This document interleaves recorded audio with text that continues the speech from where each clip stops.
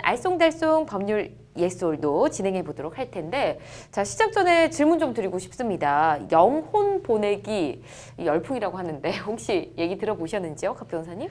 예, 저도 들어본 적은 없습니다. 아, 네. 곽 변호사님 굉장히 조용히 이렇게 답변해 네. 주시는 거 처음 보네요. 네. 네, 들어보신 적 없다. 네. 그럼 김 변호사님은 들어보셨습니까?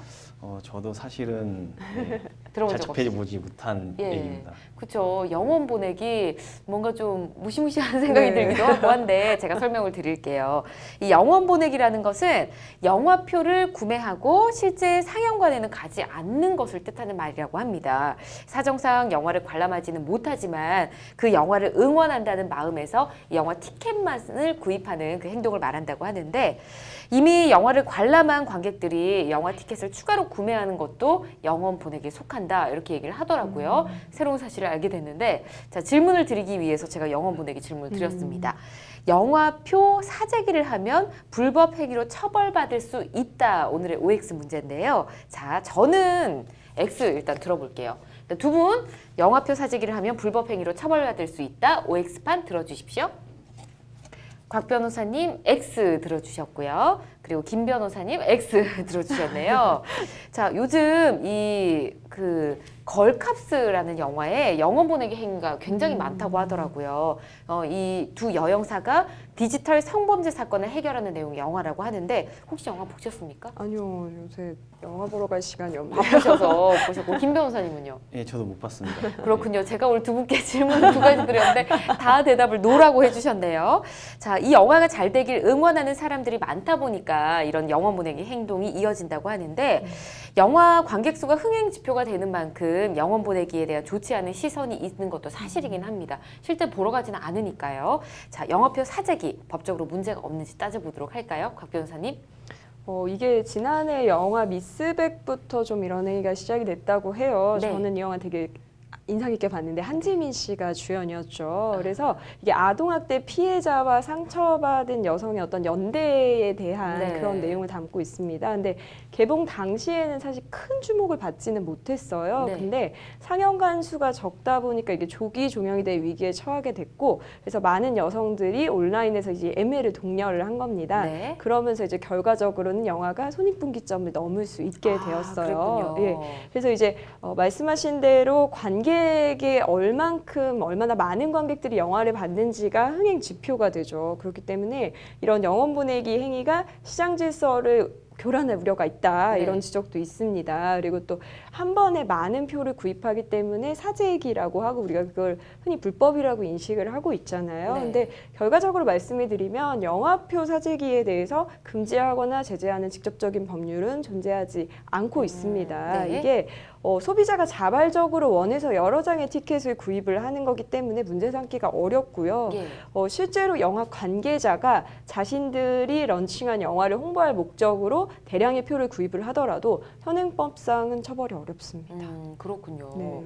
만약에 영화 관람 의사가 없으면서 영화를 예매해서 실제로 영화를 보러 가고 싶었던 사람들이 못 보게 될 수도 있지 않습니까?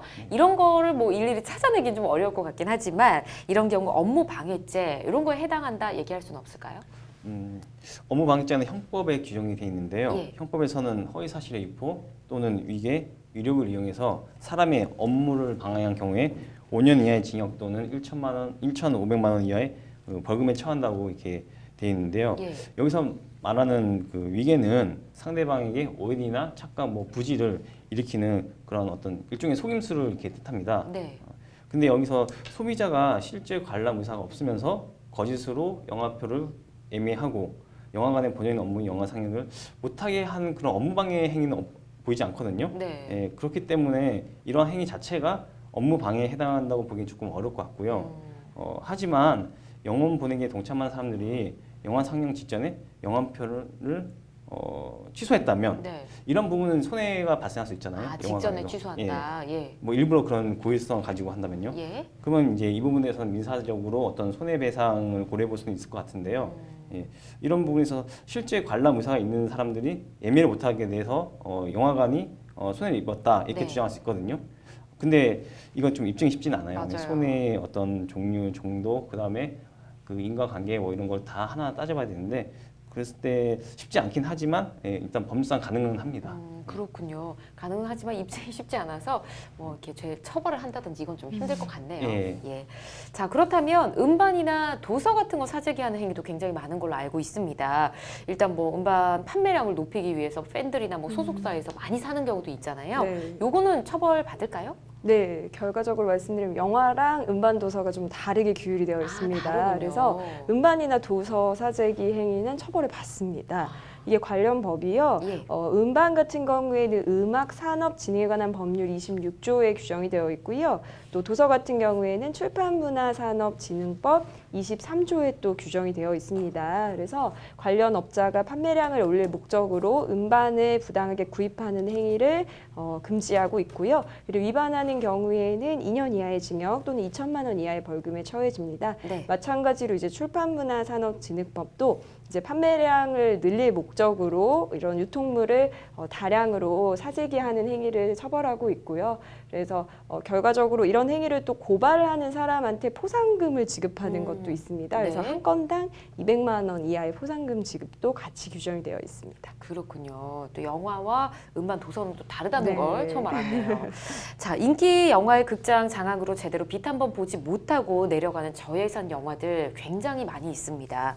어떤 마음으로 이 영원 보내기에 동참하는지 저희는 다 이해를 하고 알겠는데 무리한 사재기는 잘 됐으면 하는 영화에 자칫 피해를 줄 수도 있으니까 적당히 마음으로만 응원을 해주시면 어떨까 하는 마음을 전해봅니다.